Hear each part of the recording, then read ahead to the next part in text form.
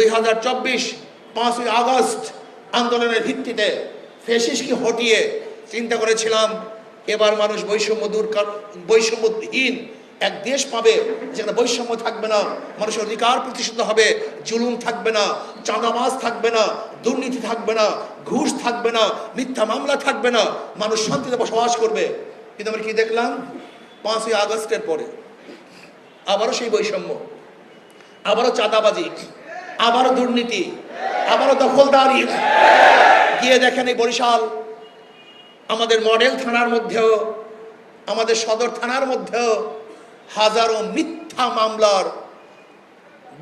মামলার পাহাড় হয়ে গেছে। এর কারণটা কি?